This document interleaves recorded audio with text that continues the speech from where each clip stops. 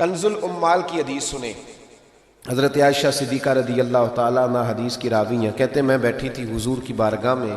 دوپہر کا وقت حضور کے کیلولا کا وقت ہوتا تھا. اس وقت صحابہ نہیں آتے تھے. حضور دوپہر کو تھوڑا آرام کرتے تھے. اب تو ہم بڑے بہادر ہیں نا، بالخصوص محفلوں کے لوگ بڑے بہادر ہیں، بڑے دلیر لوگ ہیں. 3 بجے سو کے بھی فجر جماعت سے پڑھ لیتے ہیں. یہ دلیری ہے نا جی.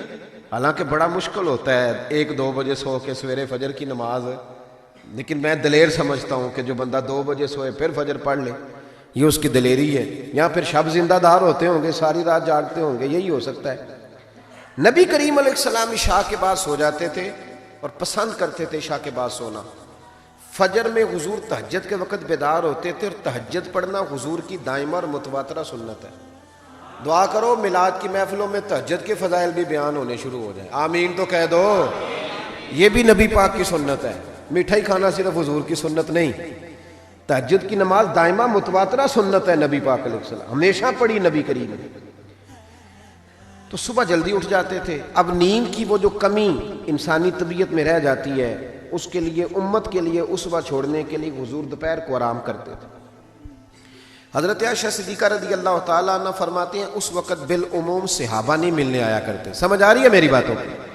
صحابہ اس وقت ملنے نہیں آتے تھے، ان کو پتا تھا یہ حضور کے آرام کا وقت ہے. کہتے ہیں ایک بوڑھی خاتون ایک دن آ گئی دوپہر کو. عام روٹین میں لوگ نہیں آتے تھے. وہ آئی، اس کے ہاتھ میں چھڑی تھی، لاٹھی پکڑی تھی. اس نے دروازے پہ دستک دی. جب میں نے پوچھا کون ہے تو وہ عورت بولی. توجہ کرنا بات پہ.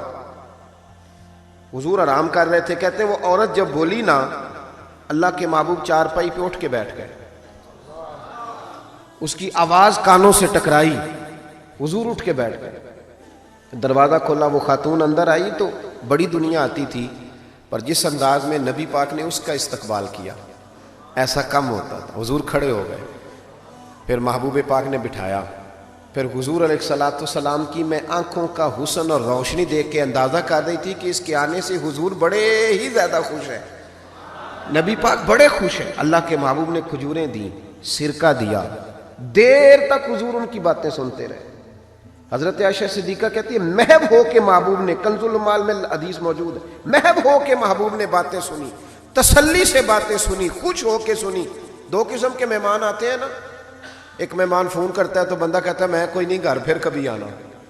اور ایک مہمان ایسا ہوتا ہے جسے بندہ کہتا ہے اتنی بھی جلدی کیا ہے، ذرا ٹھہر جائیے، تھوڑا رک جاؤ، چائے بن رہی ہے. کس میں ہوتی ہیں مہمانوں کی؟ کچھ مہمانوں سے دل لگا ہوتا ہے، دل کرتا ہے بیٹھے رہے، ذرا تھوڑا اور بیٹھے، یار تو نہ جایا کر، تو بیٹھا رہا کر.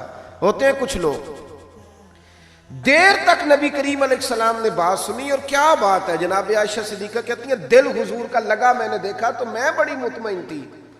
اس خاتون نے کہا کہ اب میں نے جانا ہے.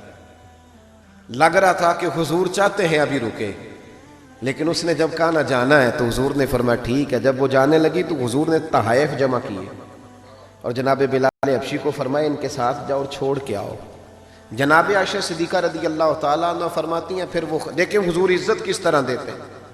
کہتے ہیں وہ خاتون چلی گئیں. میرا خیال تھا کہ حضور اب مسجد جائیں گے، جب رات کو آئیں گے نا بعد از عشاء تو پھر پوچھوں گی حضور یہ کون تھی. لیکن محبوب تو گئے نہیں، لیٹ گئے. میں اٹھ کے قدموں میں بیٹھی تو حضور کی مقدس آنکھیں کھلی ہوئی. میں نے عرض کی حضور یہ کون خاتون تھی؟ اور میں نے آپ کو تھوڑا انفرادی دلچسپی لیتے دیکھا، حضور کون تھی؟ جب میں نے پوچھا تو حضور کی آنکھوں میں آنسو چمکنے لگے. حضور اٹھ کے بیٹھے اور فرمانے لگے عائشہ یہ میری پہلی زوجہ ختیجہ الکبریٰ کی سہیلی تھی. یہ ختیجہ کی سہیلی تھی. اور فرمایا جب ہم مکے میں رہتے تھے تو یہ آیا کرتی تھی. ختیجہ اس کا پرتپاک استقبال کرتی تھی، اسے کھجوریں کھلاتی تھی، دودھ پلاتی تھی، پھر یہ باتیں سناتی تھی تو ختیجہ اس کی باتوں کا جواب دیتی تھی. فرمایا آج اس کی آواز کانوں سے ٹکرائی ہے تو ساری یادیں پھر سے تازہ ہو گئی ہیں. فرمایا میں نے اس کے ساتھ وہی سلوک کرنا چاہا ہے جو فاطمہ کی اماں کرتی تھی. میں نے وہی عزت دینی چاہیے جو وہ دیتی تھی. اور حدیث کا آخری جملہ اتنا شاندار ہے کہ اس جملے کو یاد کر لیں تو دستور بن جائے ہمارے لیے.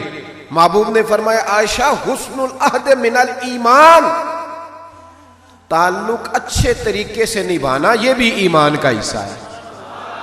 حسن العہد من الایمان، اچھے طریقے سے تعلقات نبھانا، وعدے نبھانا، عہد نبھانا